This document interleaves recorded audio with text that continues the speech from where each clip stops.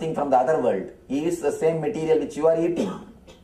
He sleeps in the same bed in which you are sleeping. He uses the same way as you use the bathroom.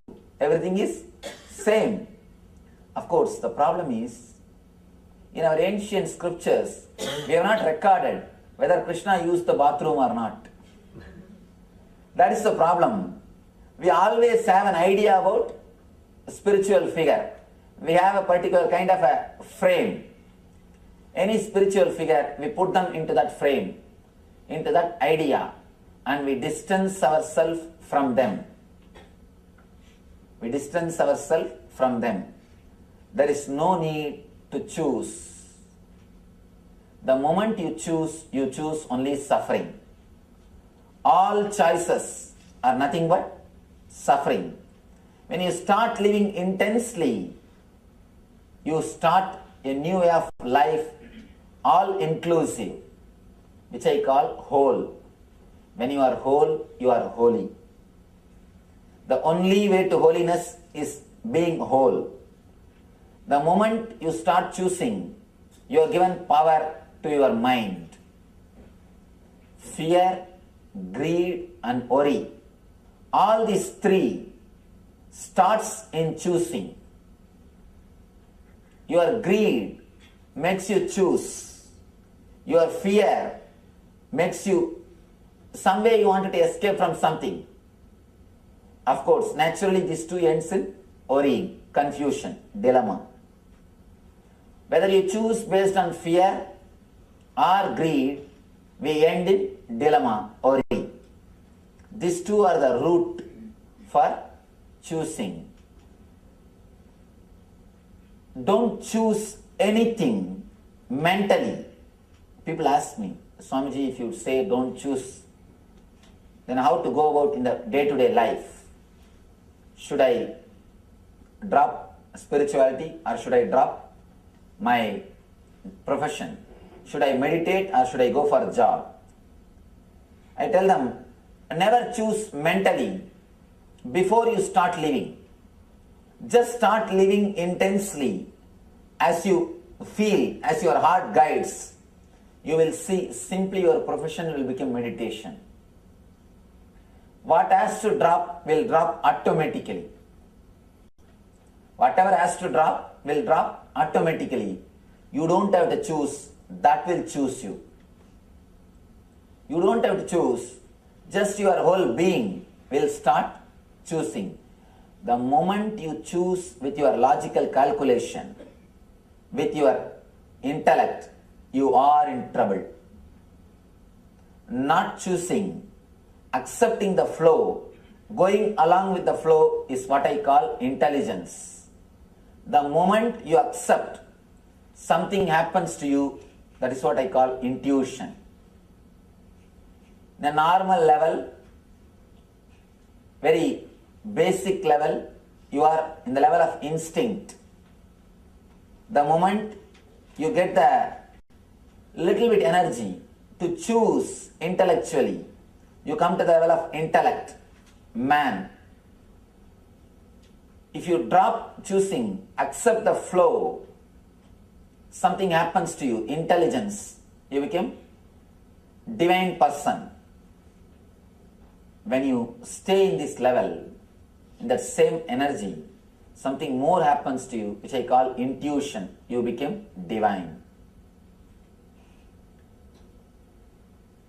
Step by step, from instinct to intellect, from intellect to intelligence, from intelligence to intuition.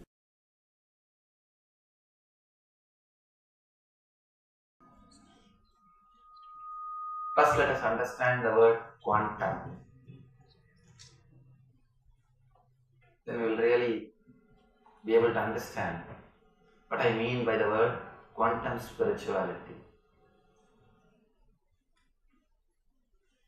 This word quantum has become very popular in the recent modern days. In every field, not only in the physics, in every field, the quantum word has become very popular. Earlier, physicists are telling Matter is energy. Whatever you see as matter is nothing but energy. There is no difference between matter and energy. After some time, they started telling the same particle at some time exists as matter and exists as energy.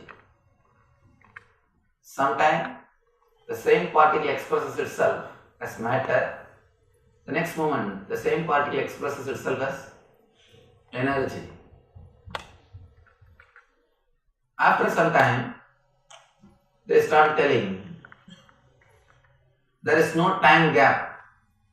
At the same moment, it is energy and matter. Now recently they say, not only there is no time gap, there is no space gap.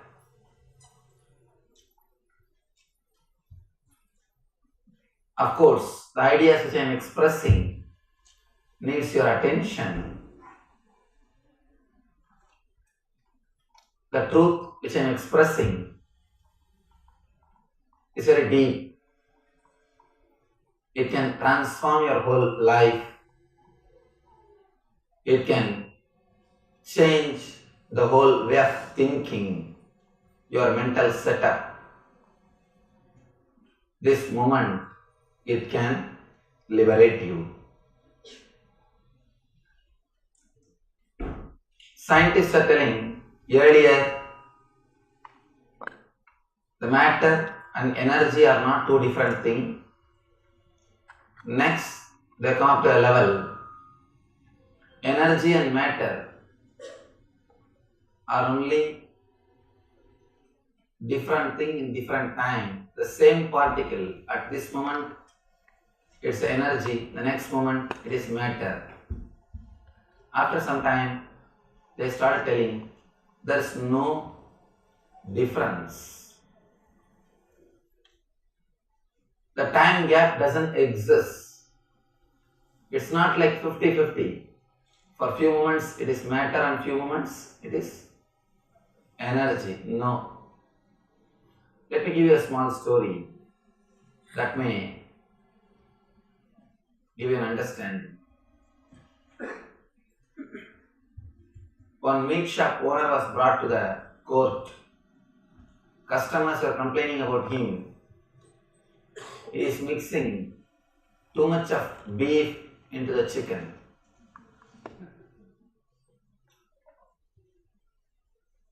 Meat shop owner is giving an explanation. Sir, in my shop board itself it is very clearly written, I mix 50-50.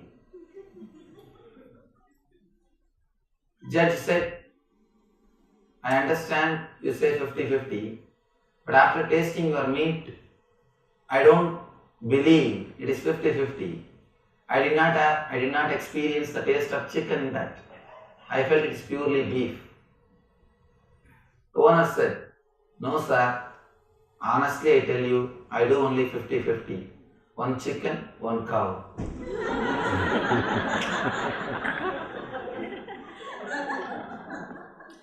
The words, if you don't understand, you will completely miss the truth. Of course, words cannot give you the complete experience, but it can take you to the point from where you can take the jump into experience. Now the words which I am uttering are the words which I am sharing.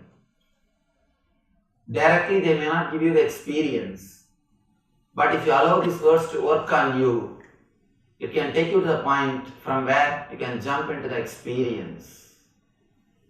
You can go beyond the words. Matter and energy are not two different things. There is no time gap. At every moment, the same particle is matter and energy. The recent days, the scientists are saying, not only there is no time gap, there is no space gap. This is too much. They say, whatever you are seeing is not as you think. If you are seeing me, they say, I am not as you understand. And if you are seeing your neighbor, they say, he or she is not as you understand. If you are seeing the chair, they say it doesn't exist as you understand it. It's a truth which shakes your whole understanding. It just moves the very understanding. Whatever you think or whatever way you understand the world, scientists are saying it is not the truth. The truth is something higher. Just how the quantum physicists say, matter and energy are one and the same.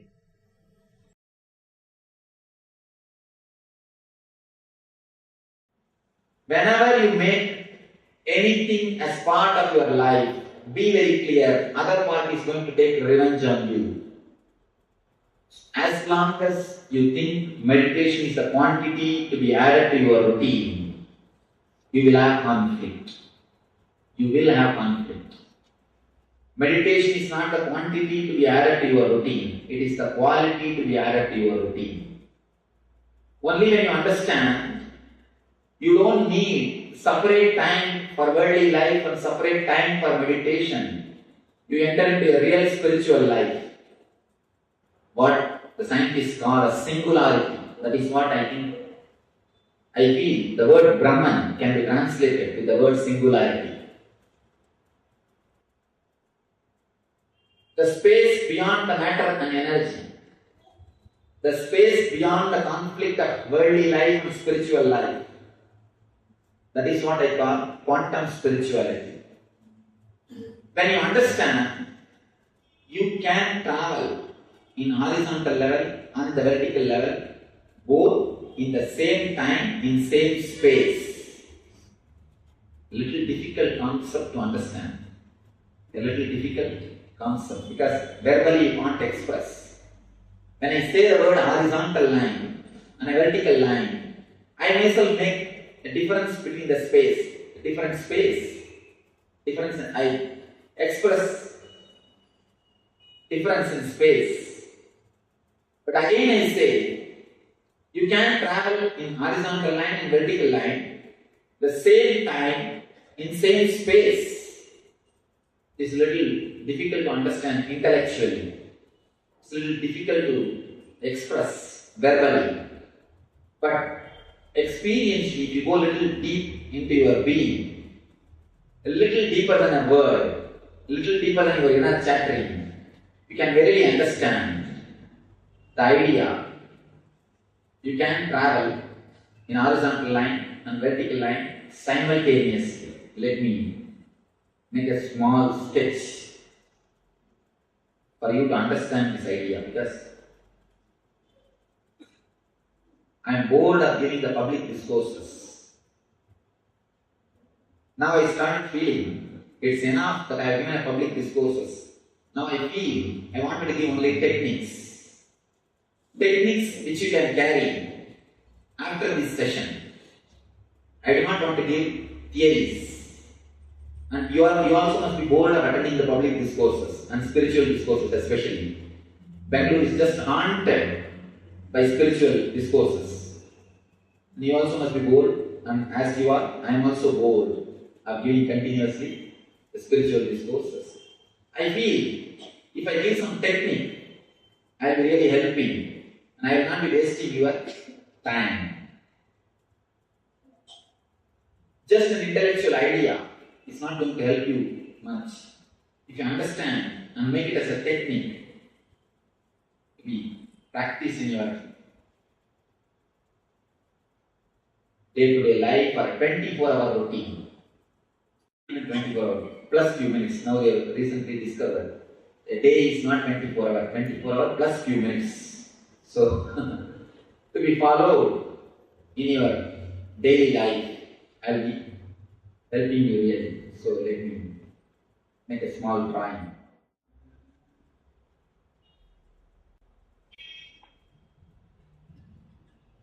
As long as you think you can travel only in the worldly life, you go in the horizontal line. As long as you think you can travel only in the spiritual life, you travel in the vertical line.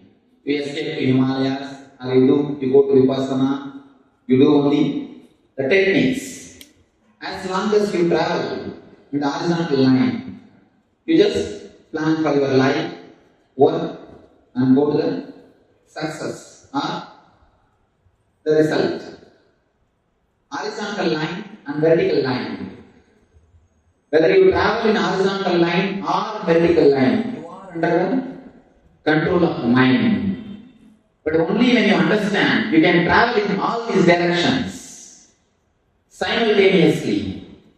You can explode in all the directions at a time. You go beyond mind. You go beyond mind.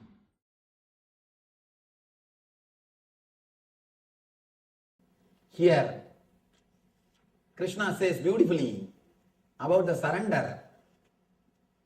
Adhishtanam tadakarta karanam cha pratakvitam vividascha pratakseshta daivam chaivatra panjamam. The place of action, the performer, the various senses, the many different kinds of endeavor, and ultimately the Paramatman. These are the 5 factors of action. Here he says the factors of action. And the next step, tatraivam sadigartaram atmanam kevalam tuyaha pashyat krita buddhitvan sapashyadi durmati. Therefore, one who thinks himself the only doer, not considering the 5 factors, is certainly not very intelligent and cannot see things as they are. Now he gives the exact technology of surrender. In these two sloka, these 2 sloka can be called as stotra and shastra and sutra. Shastra means which shows you the goal. Stotra means which is out of devotion. Sutra means which gives you the technology. In these 2 sloka, he gives you the exact technology of surrender. Understand? Whatever you think as you is totality of so many things. And individually, everything is responsible for something. But suddenly you start thinking you are responsible for the whole thing. You are responsible for the whole thing. That is where the trouble starts. That is where the trouble starts.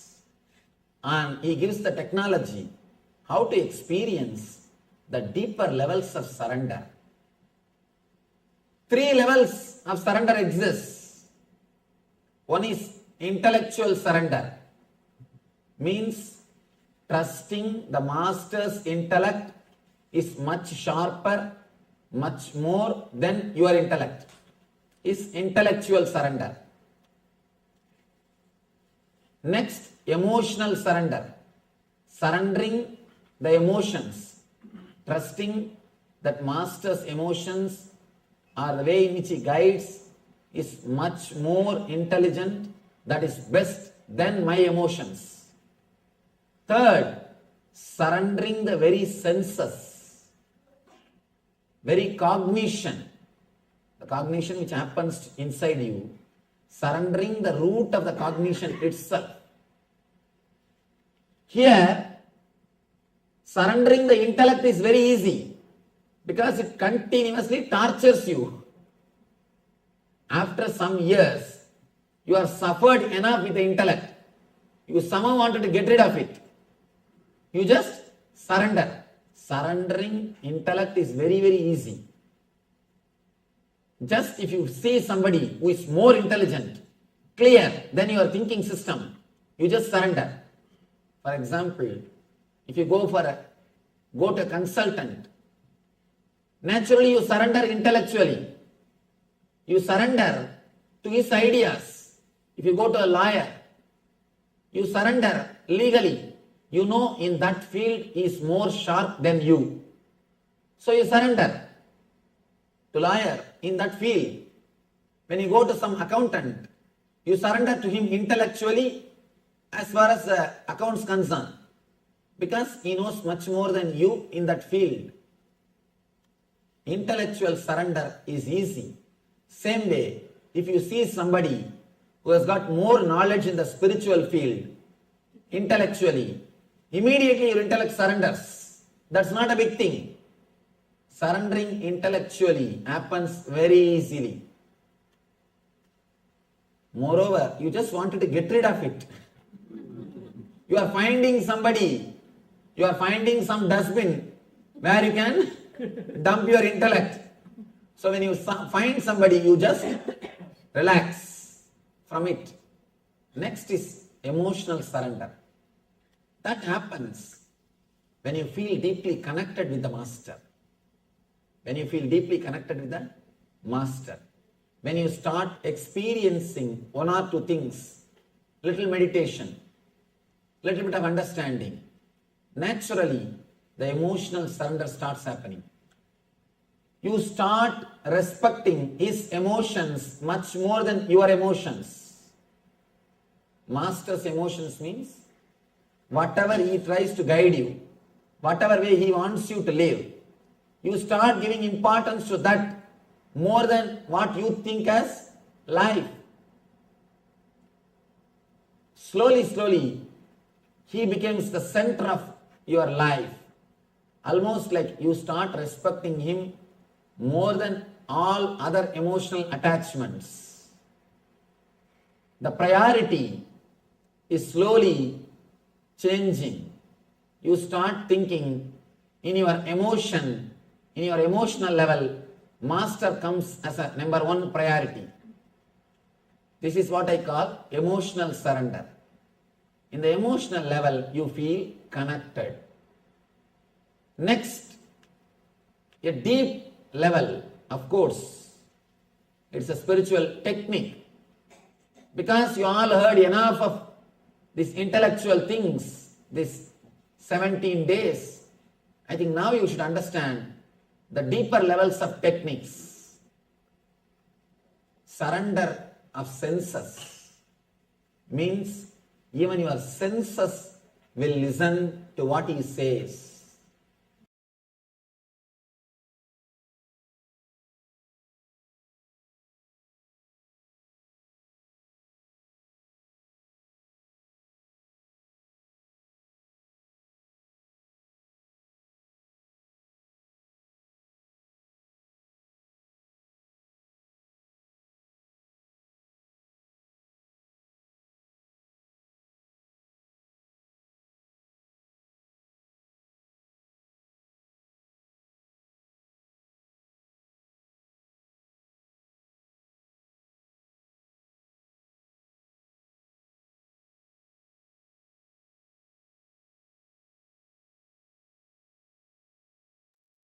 Yes. So the quantum spirituality, as Swamiji explained, and here Swamiji is mainly breaking one of the myths, that is that you can have a separate material life and a separate spiritual life, that everything is always separate. The Swamiji has continuously been telling there's no such thing as a separate spiritual life and a separate material life. If you do a technique, whatever it is, be it yoga or the kriyas that we have been doing today or completion, you don't progress just spiritually. You should see that you're making more wealth, that you're having better relationships, and so on. Every single dimension and aspect of your life should improve. This is only the real spirituality, the quantum spirituality, when one technique, one thing that you do benefits everything. So now we'll be entering into the last technique, the last process that we have for today in this Ashtanga process. So let's come to the space of listening, and let's get ready to follow along as Swamiji instructs us to go through these different steps, experiencing the last dimensions of this process, the dharana, the samadhi. So let's get ready. Let's get ready, and let's get ready.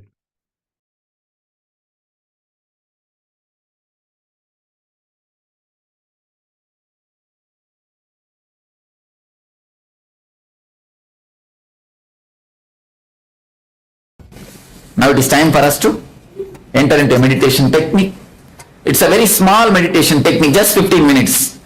It is not that technique is 15 minutes. You are going to practice it throughout the day. I am going to just show you how to do it.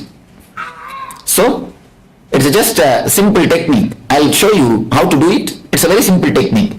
Throughout the day you can continue to practice. First thing, we will take few minutes to balance your body, to understand the asanam. Asana means you should not have any pain or uneasiness in the body. How to do that? After sitting in a comfortable position, from the toe to body, just remember your whole body and feel whether it is comfortable or not, whether it is relaxed or not. If you feel your knee is not relaxed, just tense it and relax. You will see that it will fall in relaxation. You should just check your whole body for 2-3 minutes and feel whether it is comfortable or not. That's the first step. Please listen, then you can do it.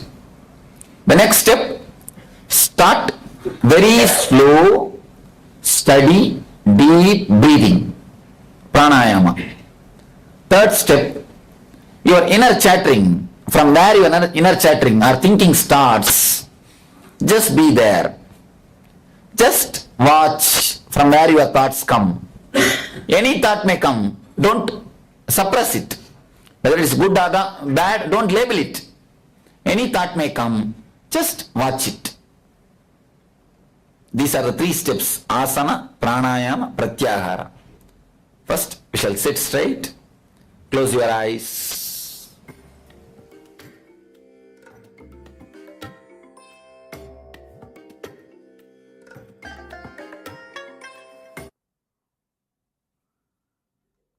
Close your eyes. Sit straight. Om Nithyananda Paramashivoham. Om Nithyananda Paramashivoham. Om Nithyananda Paramashivoham. Om Nithyananda Paramashivoham. Om Nithyananda Paramashivoham.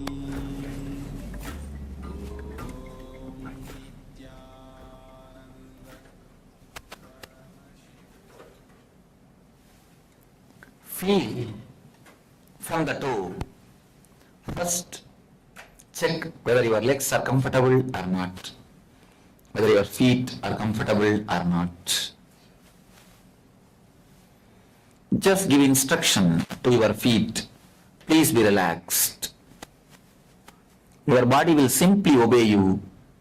Just tell your body, tell your feet, please be relaxed.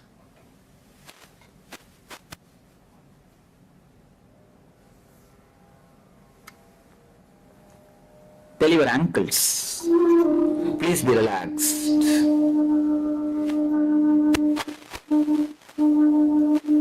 Tell your knees, please be relaxed.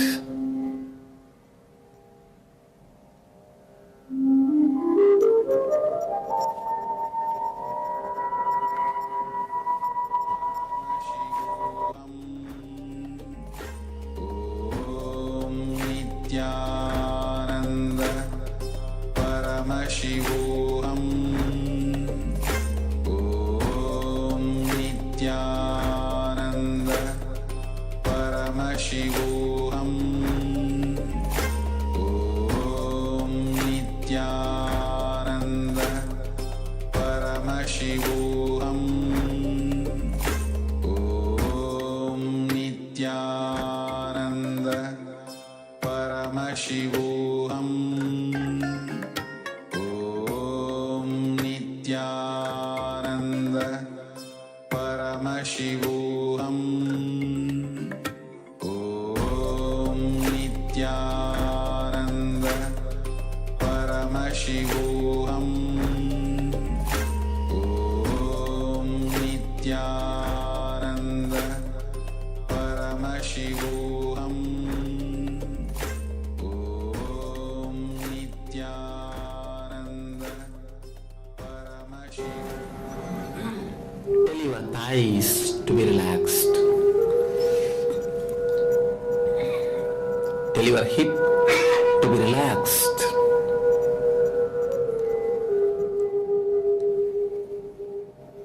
Guide your stomach to be relaxed.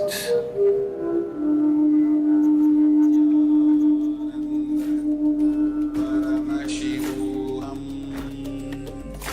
Om Nithyananda Paramashivoham Om Nithyananda Paramashivoham Om Nithyananda Paramashivoham Om Nithyananda Paramashivoham Om Nithyananda. Tell your chest to be relaxed. Tell your neck to be relaxed. Tell your face to be relaxed. Tell your body totally to be relaxed and comfortable.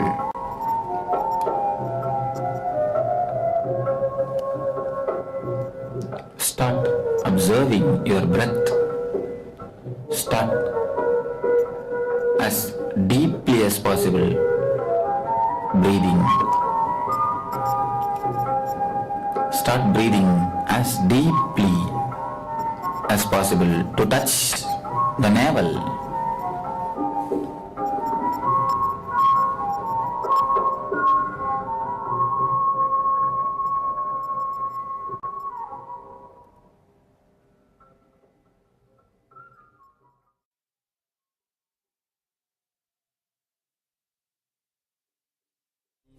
Nithyananda Paramashivoham Om Nithyananda Paramashivoham Om Nithyananda Paramashivoham Om Nithyananda Paramashivoham Om Nithyananda Paramashivoham Om Nithyananda Paramashivoham Om Nithyananda Paramashivoham Om Nithyananda Paramashivoham Om Nithyananda Paramashivoham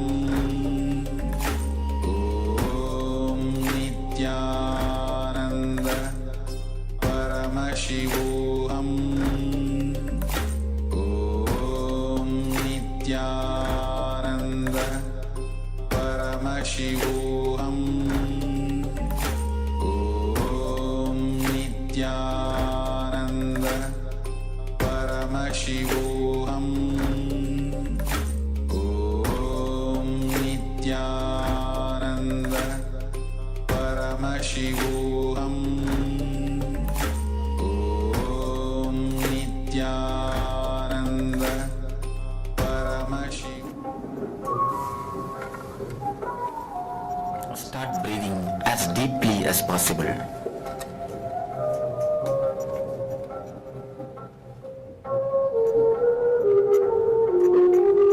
as deeply as possible.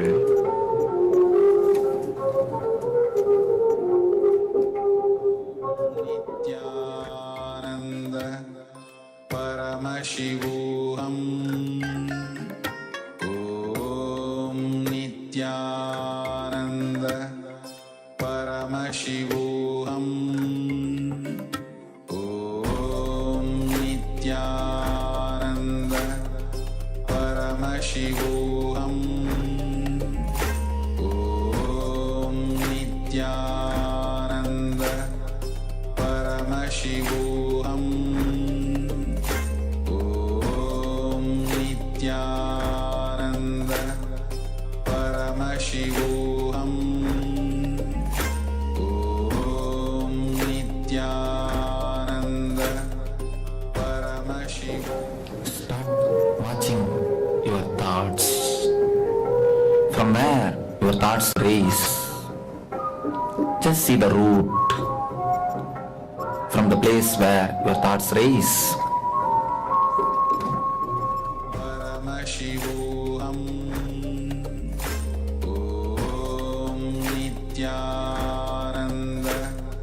Paramashivoham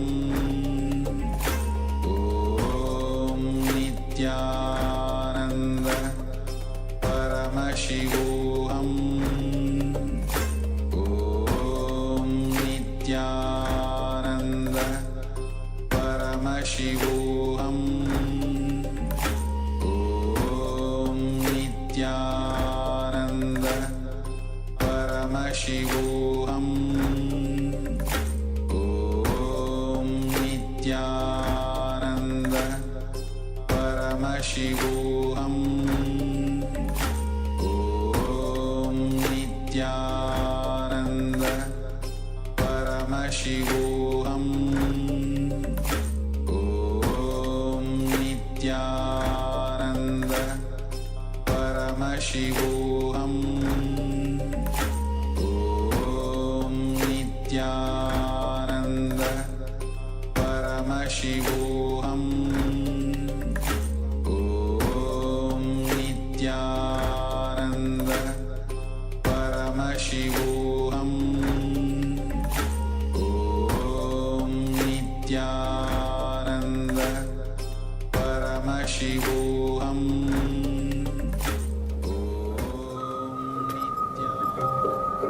watch near your navel center. That is the place from where thoughts race.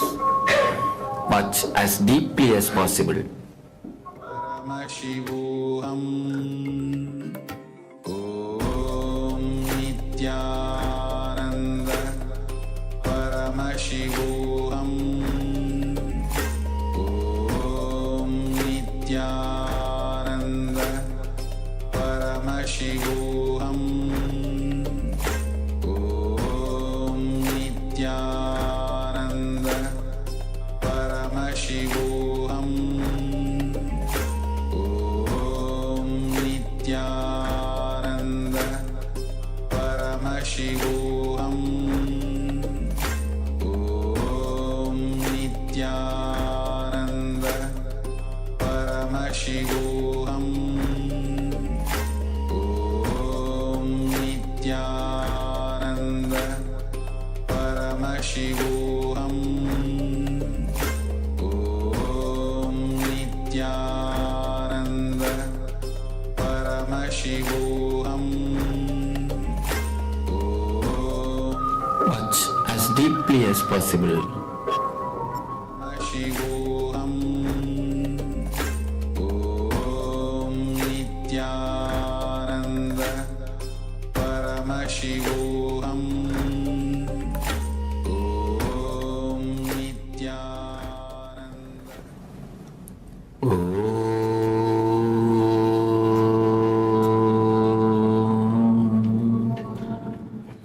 Shanti, Shanti, Shanti. Relax. You can open your eyes. Please throughout the day, that is enough. Whenever you remember, start practicing it. Don't create guilt, oh I have forgotten. Then again that will become one more thought. Whenever you remember, just watch your thoughts, what is happening. So, let you have this meditation and let this understanding work miracles inside you. Let you enter and be and become Nithyananda. Thank you.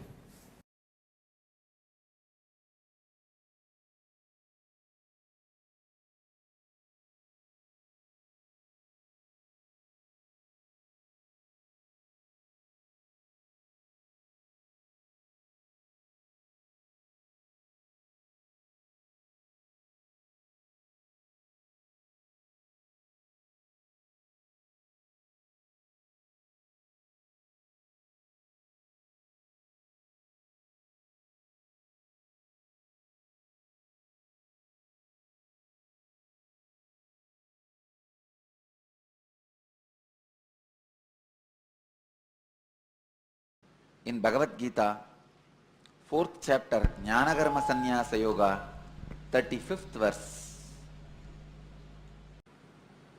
Translation: experiencing which, O Pandava, you will not have this confusion once again, for you will discern that all life forms with no exception are in your own self as they are in me.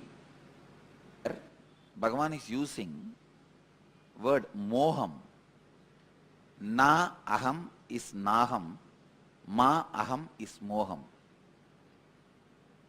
You surrendering yourself is naham, namaha, naham. You being destroyed is moham, ma aham, moham.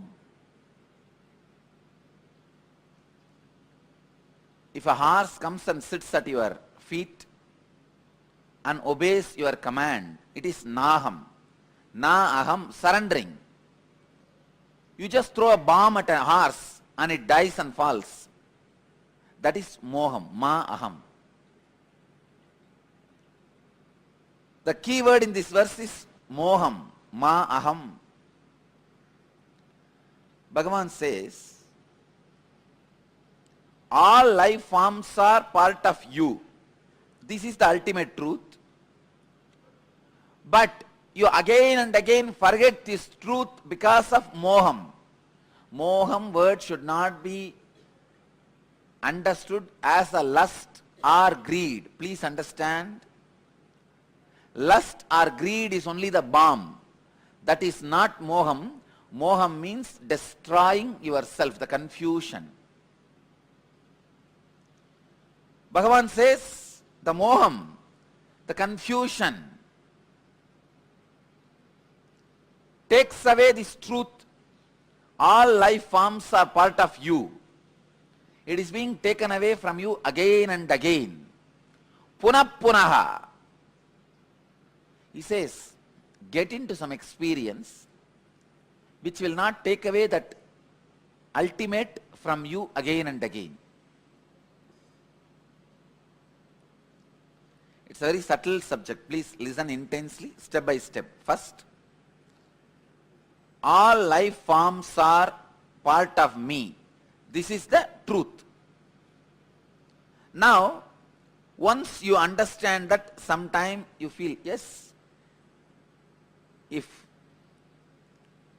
you take a handful of clay, if this is clay, if I understand this clay, if I know this clay thoroughly, then I know all the clay on the planet Earth thoroughly. Please understand. If I take a handful of clay and understand it thoroughly, then I know all the clay on the planet Earth. Same way, your life. When you know you are living, your life, then all life forms on the planet Earth is you. It is part of you. All the clay and the clay in your hand is not too different.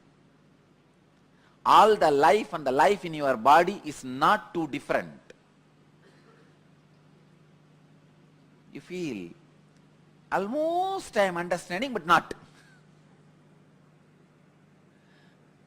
I think I understand but not. For these understandings, you need to have two things. One, the stomach, clean stomach, and the throat with ghee. If you pour little ghee in your throat, the ghee in the throat awakens subtle parts of the brain. Still in Ramakrishna Math, morning, before the teacher starts the class, there will be a whole day classes, the Shastra classes, Patanjali and all other Shastra classes. Before entering into the class, they'll give the ghee in the spoon. You'll have to have the ghee in your throat and sit for the Shastra. I asked, why this tradition? It started by Sri Ramakrishna.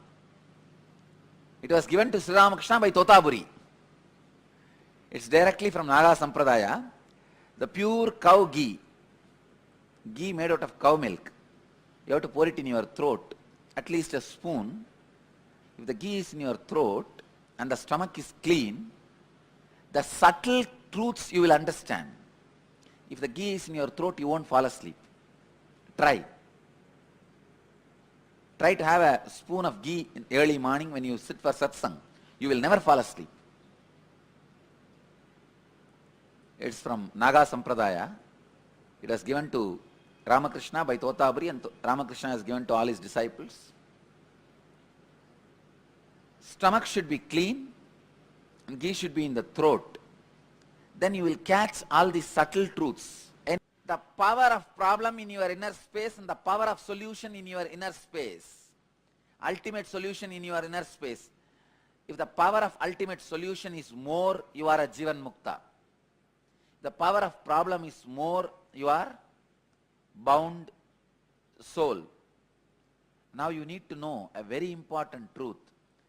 The power of problem can never be reduced. The power of solution can never be increased by mental practices. It is simply your hormonal space. Please understand. All I am trying to tell is, by keeping your stomach clean, you will become enlightened. You don't need any other practice. You do not need big pranayamas, kumbhakas, puja, yoga, work, karma yoga. No. It is a simple truth.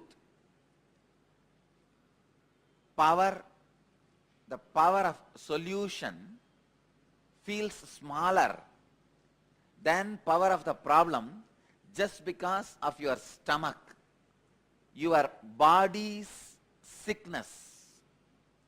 It has nothing to do with your mind. I tell you, you might have practiced controlling anger and lust for 35 years.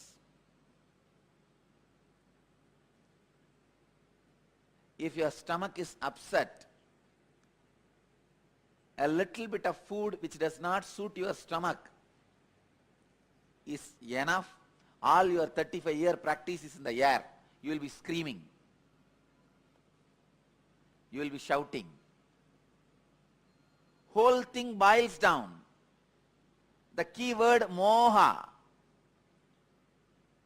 boils down to body's hormonal situation, body's chemical space.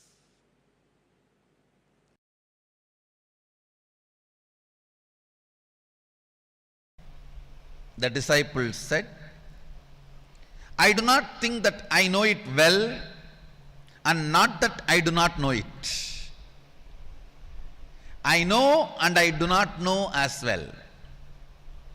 One who amongst us subjectively cognizes and knows that to be as, not that I do not know it, and also I know it not, truly knows it. Listen, definition of a disciple is, it's not that he completely does not know. It's not that he completely knows. And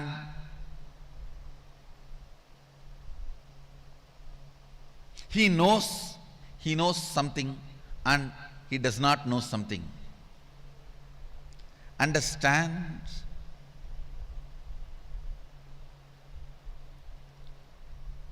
Knowing what you know is knowledge. Knowing what you don't know is also knowledge. Knowing what you don't know is also knowledge. Not knowing what you don't know is ignorance. Not knowing is not ignorance. Not knowing what you don't know is ignorance. Knowing what you know is knowledge. Knowing what you don't know is also knowledge. Not knowing what you don't know is only ignorance. Beautifully disciple says, I do not think I know it well. Means, I don't think, he is very clear. He is not completely enlightened. And he also knows, it's not that I don't know at all. And not that I do not know it. Naham manya sweteti nona vedeti vedachaha.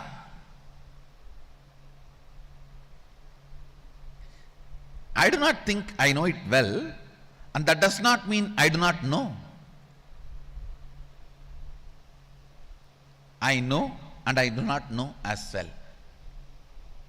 Means there are some parts of the truth I do get into that embodied states, but there are some parts of the truth still not revealing itself to me, or I am not occurring to it.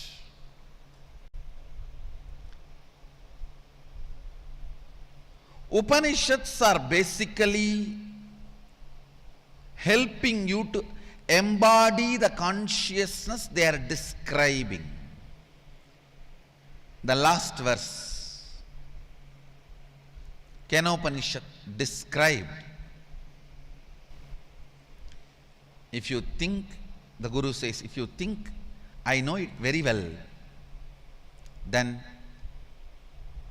you certainly have known only very little expression of Brahman's true nature and form. What you know is conditioned by your limited perception of Brahman's expression in yourself and its expression among the gods too. Therefore, Brahman, the absolute truth, is still to be sincerely inquired into, contemplated and internalized by you. See this whole verse. If you start thinking, contemplating, internalizing, I gave you a very precise technique. Whenever you find time, even while cooking, while lifting stones, while making calls, while serving, between few minutes, whenever you find time, surely you will be having enough time when you go for 1, 2, 3, all that. Surely you are not going to be doing anything else at that time, and your mind is not going to be active unless you have a constipation. All those moments you get, turn towards you, ask, what is it in me which is making me breathe? What is it in me which is making me hear, listen? What is it in me which is making me see? What is it in me that is making me breathe? At that time, don't breathe too much.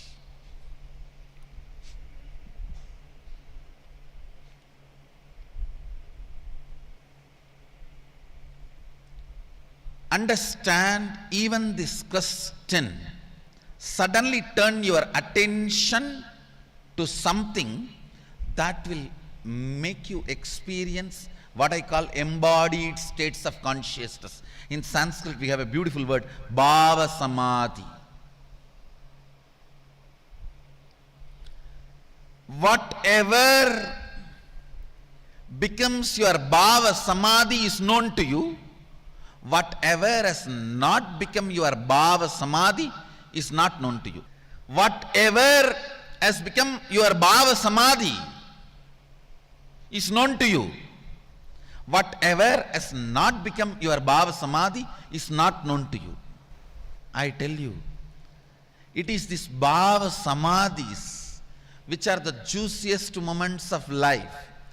Till you experience this bhava samadhis, only sex will be the juiciest point in life, juiciest experience in your life. You will be running behind only that.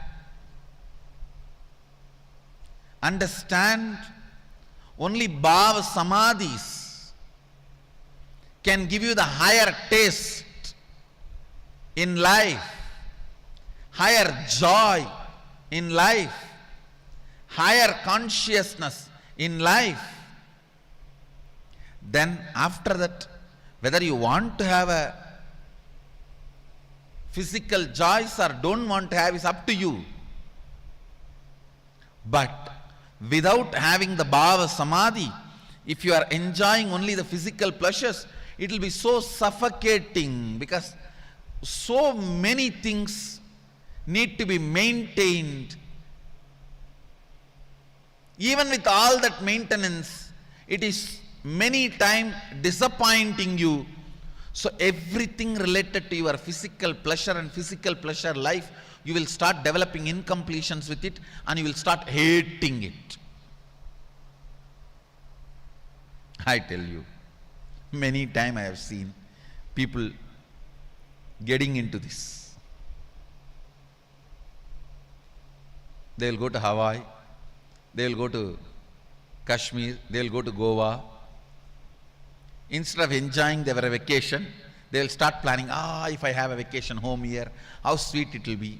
They will buy a vacation home, and maintenance and all that will become such headache, and so much of incompletions they will develop. They will never ever again even hear the word Goa. Even the word Goa will be so heavy for them. I have seen people doing this. Kirtan is a technique for bhava samadhi. When your stomach gets churned again and again,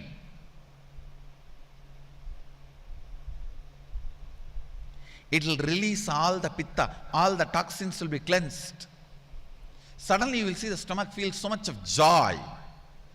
It's as if you have swallowed a joy pillow and it is sitting there. Now it feels like acid pillow. If you just do the kirtan fully, with all that rotating the body and steps, you will suddenly feel the whole stomach has become like a joy pillow. You swallowed a joy pillow and it is sitting inside. It will be so sweet and light. The embodying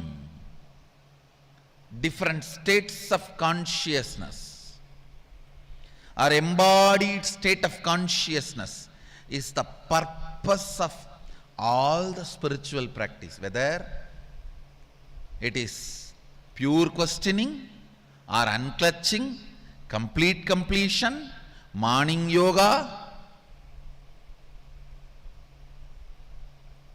Rudrabhishekam, or Guru Puja, or Kirtan, or the Satsang.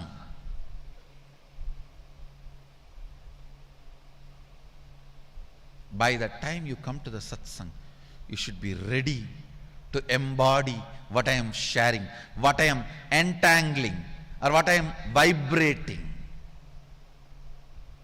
Whatever becomes your bhava samadhi is known to you. Whatever has not become your bhava samadhi is unknown to you.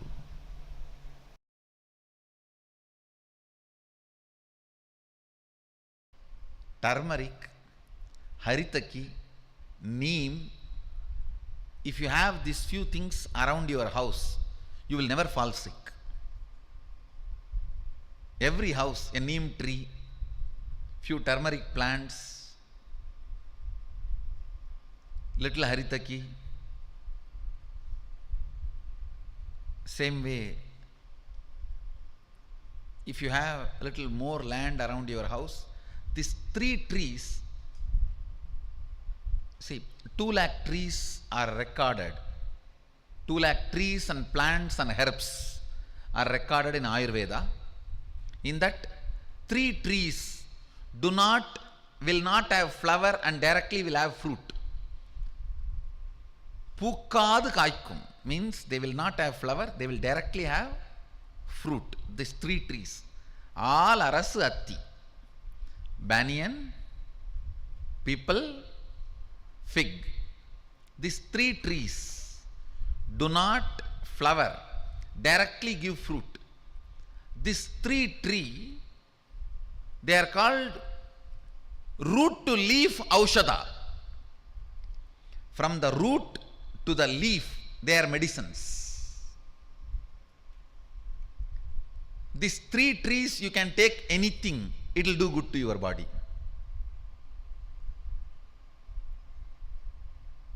So if you have a little land around your home, try to have these few trees. 1, first, foremost, neem. 2nd, banyan, turmeric plant. Turmeric can be had, you can have even in a small pot. And fig, people. All arasu atti. This, even the breeze will be healing your system. There are some herbs, if you rub them on the skin, through skin, if they penetrate your system, only then they do detoxification work. So night time, pick up the turmeric, make it little paste, nicely rub on your third eye, on your forehead. Nicely rub. 40% will get into your system and detoxify, I tell you. If you have become adult without getting third eye awakened, unfortunately, and you are polumbifying, cribbing, crumbling, crudging, doing all things, very simple thing. I am not even saying you have to do it for your whole life. Few days, night before falling asleep, pick up the turmeric on the third eye. Every micromilligram turmeric gets into your system will clean 10 times of that fluoride toxin. The fluoride neurotoxin and its effects can be reversed by the turmeric and kumkum, especially apply it in the night and fall asleep. It will work whole night. It will work whole night. If you are in your 40s, maximum 20 days is enough to detoxify you. Please understand. If you are in 40s, maximum 20 days is enough for detoxification. If you are in your 20s, I'll say 10 days is enough for detoxification. Just apply in the night time. Listen carefully once more. Taking orally through your food will heal only your intestine, food pipe. It will heal only the stomach. Of course, that is also great. But detoxification, now I am looking at detoxifying your third eye from the neurotoxins you accumulated.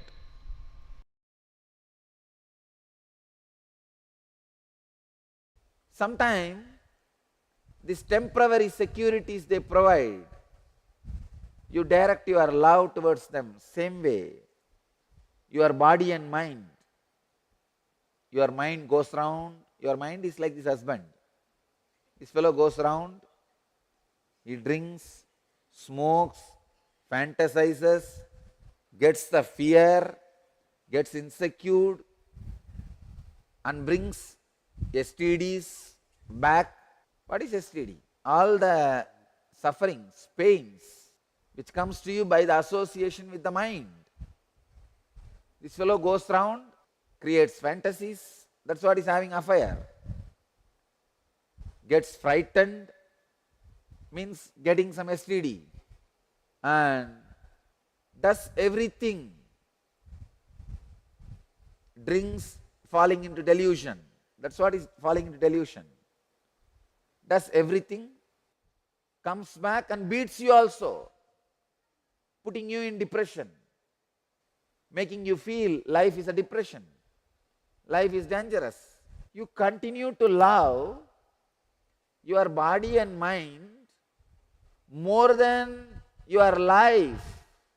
Unfortunately, by and by, you even forgot something called life exists, which is longer than your body and mind, which is taller than your body and mind, which is more than your body and mind. So love the life more than you love your body and mind.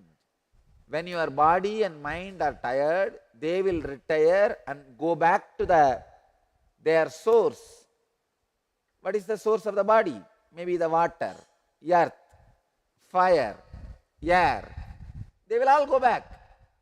Please understand, I am telling you the practical use, utility value of this truth. Of course, this truth directly leads you to enlightenment, that's different. But I am telling you, even direct utility is there.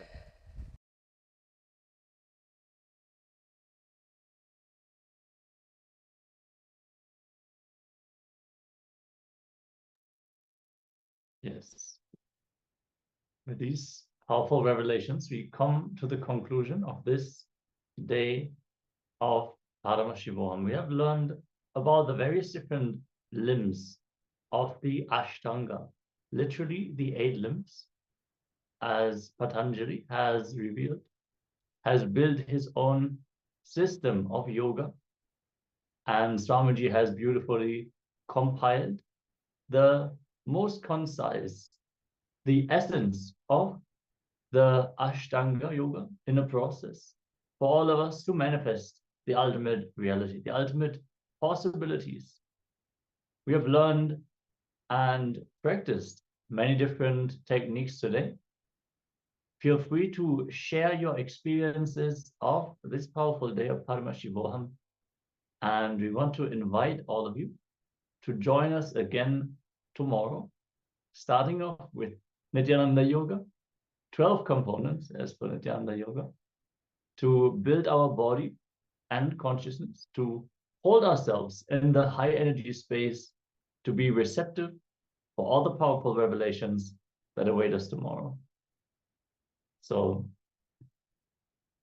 without further ado, let us conclude this day of Paramashivoham with a Purnamantram. Let us sit straight with our head, neck, and spine in a straight line, hands in Namaskara Mudra, and chant the Purnamantram. Om Purnamada Purnamidam Purnat Purnamudachyate Purnasya Purnamadaya Purnamevavashishyate. Om Shanti Shanti Shanti. Hari Om Tat Sat. Sarvam Bhagavat Shri Nithyananda Paramashiva Paduka Arpanamastu. Om Nithyanandam. Thank you all, Nithyananda. Nithyanandam, everyone.